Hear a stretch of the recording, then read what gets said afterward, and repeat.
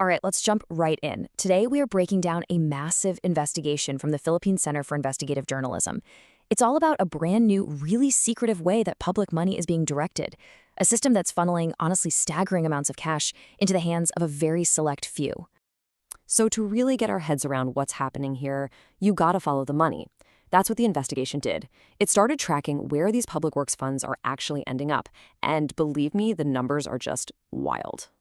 Okay, get this number in your head, 15.8 billion pesos.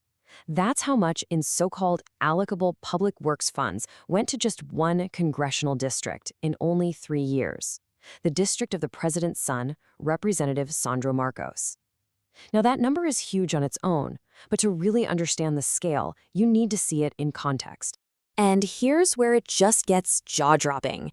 Rep. Marcos's district has about 320,000 people, and it got almost 16 billion pesos. Now compare that to the most populous district in the entire country, Rizal's first district, with 1.2 million people. They got less than half that amount. I mean, let that sink in for a second. A district with a quarter of the people got double the funding. So this is probably the question popping into your head right now. Wait a minute. Didn't the Supreme Court get rid of the whole pork barrel system back in 2013? If those kinds of discretionary funds for lawmakers are supposed to be illegal, then how on earth is this still happening? Well, the report says the answer lies in this new mechanism. It's a clever system that seems to operate in a kind of legal gray area, using a different process to get to a very, very similar result as the old pork barrel. They're called allocatable funds. And here's the deal with how they work. The Department of Public Works and Highways, or DPWH, sets a ceiling budget for every district. Then, the local representative gets what's basically a menu of potential projects, roads, buildings, flood control, and they get to pick and choose exactly which ones get built in their area, right up to that spending limit. And this right here, this is the key difference, the little twist that makes this new system technically legal. See, with the old pork barrel, lawmakers would identify projects after the budget was already passed into law. The Supreme Court said that was unconstitutional. This new system gets around that because the lawmakers choose from a pre-approved list of projects before the budget is passed. It's a subtle but crucial distinction. Okay, so if the DPWH is deciding these budget ceilings, how do they figure out who gets 15 billion pesos and who gets, 7 billion?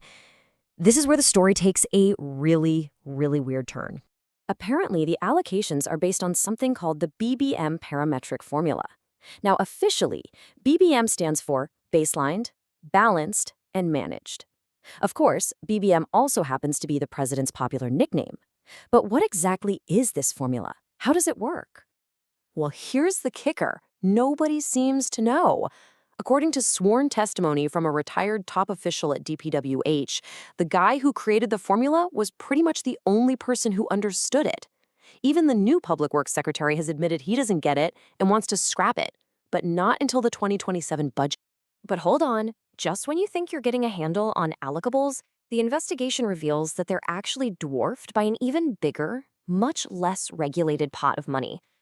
If allocables are the new pork, this next category, it's a whole other beast. Meet the non-allocable funds. For the 2025 budget, they add up to a whopping 732 billion pesos. That is more than double the entire pot for allocables. Officially, this money is supposed to be for major national projects, like big highways. But according to insiders, that is not the whole story. The PCIJ report says that insiders call the non-allocable fund a free-for-all. It's basically a space in the budget where powerful politicians and officials can just insert their own pet projects. And a lot of the time, it's because a contractor asked them to. It completely skews national priorities towards private interests. And you don't just have to take their word for it. A sitting congressman, Toby Tiangco, put it about as bluntly as you can. He told the PCIJ that a non-allocatable project is either a legitimate, needed national project or someone has already bought it. And by bought it, he means a contractor has likely paid kickbacks to make sure they get that contract.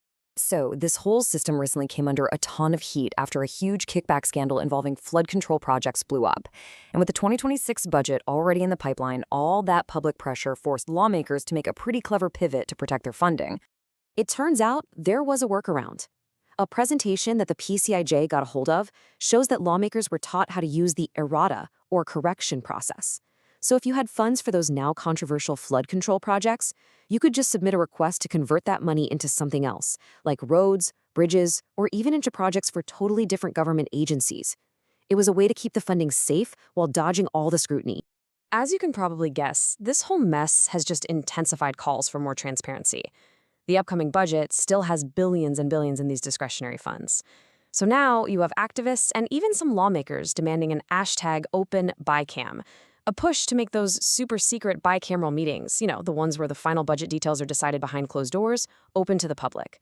And crucially, the list of who actually proposed all these non-allocable projects, that's still a secret. Which really leaves us with this one big, critical question. The PCIJ's investigation has pulled the curtain back on this new pork barrel system.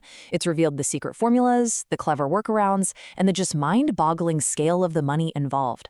The national budget is public money. It's our money. But as long as the process for deciding how to spend it stays hidden in the shadows, the fight for real accountability is nowhere near over.